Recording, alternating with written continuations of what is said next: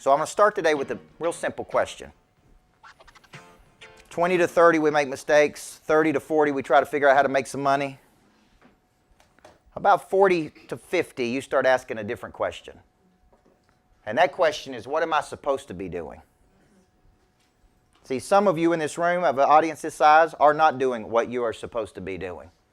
You're probably on the wrong bus, doing the wrong thing. You're trying to figure out why you can't get motivated or excited. You're in an occupation versus a vocation. That which occupies your time in which you receive a paycheck. Vocation from the Latin term voice or calling in life. See, this is my calling. I don't need you to psych me up or motivate me or get me excited, because this is what God put me on this earth to do. I get to wake up every day and play. Okay? And if it's highly enjoyable and highly profitable, would that be good? Yes or no? Yes. If it's highly enjoyable and highly profitable and I get to impact a lot of people, would that be even better? Yes. Okay, that is possible for people.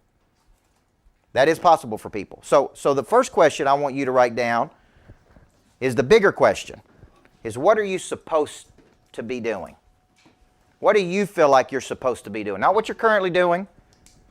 What are you supposed to be doing based on your skills and your talents, your attitudes and your habits? Just take a minute right now and write that out. What you believe today you're supposed to be doing. I was in New York City speaking, and a woman came to the workshop that day with a real bad attitude. Attitude is a posture of the body represented by a physical state. Can you tell when another person has a bad attitude? You can tell by the way they walk in the room. You can tell by the posture of their body. There's going to be a full day workshop, so she came and she sat on the very front row, and she had a bad attitude. Her company had paid for her to come there that day, right? I'm sure they said, you need some motivation. Go hear this guy talk. And so, you know, so she sat on the front row where Marissa's sitting, and man, she just, I would talk about something, and she'd go, just, and the more miserable she looked, the more competitive I got. And I'm like, I ain't leaving until this woman has a good attitude, right? And the more miserable she is, the harder I'm going to coach. Full room of people, just like this. And so halfway through the day, we're going, and boom, and she's still got a bad attitude. 3 hours into it, she's got a bad attitude. And finally, we take a break for lunch, and she comes back in, and she's the first one back in the room. She's smiling. She's laughing. She's joking. She's friendly. And I'm like, what happened to you, right? And she said, oh, I can't wait to tell you what happened to me. And I said, just hold it till I bring everybody back, because I want you to tell everybody how I motivated you today. The word, right? Now, the word motivate means to move. The word inspire means to breathe life into. The word activate means to initiate. So when you think about what I was trying to do with her, I was trying to initiate something inside of her so she would get motivated to move, right? So she comes back, I bring her up front, and I said, look, this woman's got a testimonial on what has happened here today. And she said, I want everybody in this room to know Coach Burt is motivating me. He has inspired me. He has validated exactly what I thought when I came to hear him speak today. And I said, please tell everybody what I have motivated you to do. She put her hands up in there and said, quit my job. All right, now here. I'm like, okay, all right. I'm like, well, don't go back and tell your boss who footed the bill that I went to this workshop and now I want to quit. But that happens a lot. Now, let me ask you a question, okay? Let me ask you a question for the business owners in the room. When a person does quit, they typically quit well before they quit. How many of y'all would agree with that? They can still show up physically, which I'm here in the body, but I'm not here in the mind, and I'm not here in the heart. And to be good, you need to be here with your whole self. I'm here physically, I'm here mentally, I'm here emotionally, I'm here spiritually. Like, I'm here because I want to be here.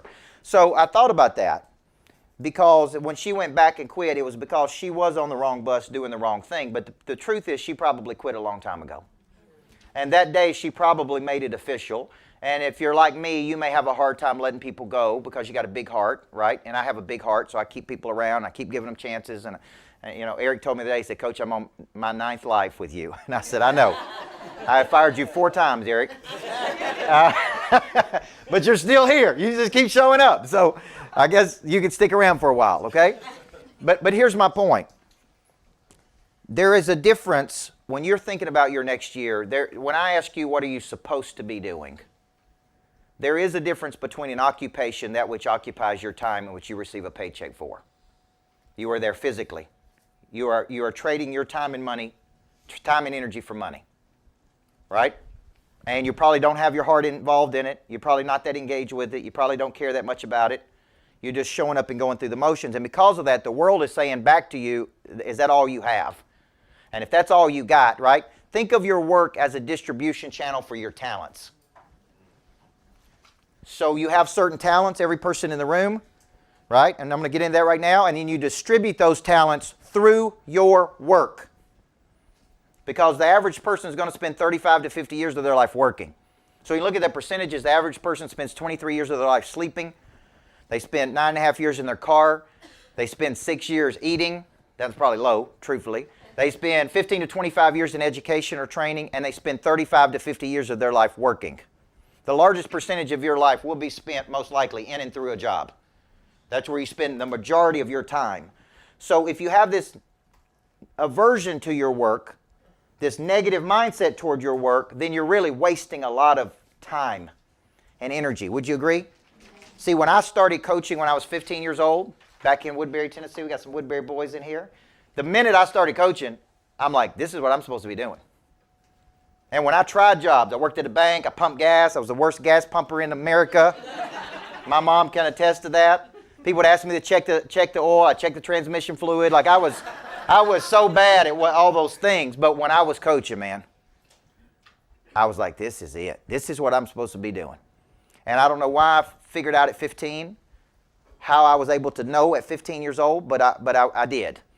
Now I'm like, how can I go do this professionally?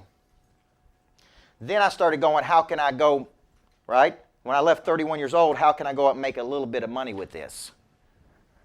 Then 35 years old, it's like, okay, we're onto something here. Then it's like, how can we go make millions of dollars doing this? You with me? And I would look at people doing it, and I'd be like, okay, he's doing this, he's doing this, he's doing this. I can do that. I can do that. So there's a difference between an occupation and a vocation. Now here's a big question. Can you be really good at an occupation? And the answer is yes. You can be really good at your work if you take personal pride in your work. Because it gives you meaning, it gives you purpose, gives you something to work at. Now, so the question is, occupation, that which occupies my time, it's my work. I'm distributing my talents through my work. Because when I sit down and map out my year, and I did this about 3 weeks ago, everything I'm doing with you today, I did about 3 weeks ago. And I sit down with my wife, who's here today, and the first question we start with is, what do we want to do? What do we not want to do?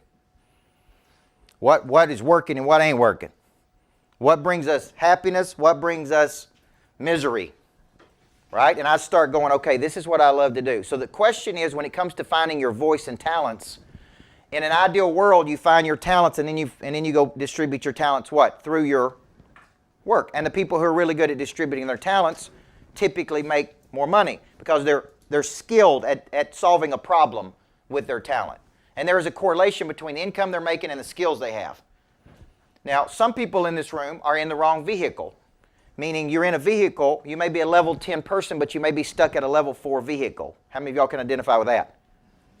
Okay, so when I was a basketball coach, the most money I could make was here, and then I couldn't make any more money, no matter how hard I worked, no matter how many games I won. And the principal came to me and he said, look, we love you, we don't want you to leave, because we know you're going to get offers to go other places and coach. And he said, I don't have any more money to give you. So they gave me the driver's ed car to drive home. True story. That was my company car. And so I'd drive in this green Bonneville driver's ed car. So the kids would drive it during the day and I'd go get it in the afternoon. And I would drive it home at night. And I would take the sticker off that said driver's ed car. And it was all cool until people got in and had a brake in the passenger side. And people say, what's this brake in here for? And I'd say, that's just how they make these Bonnevilles. Don't worry about it. It's like a new age Bonneville. Now, here's the deal. I did not think about money. I didn't think about my future. I didn't think about building for later. I didn't think about building well. I didn't think about any of those things. I just woke up every day and tried to be the best at what I was doing. And opportunity came.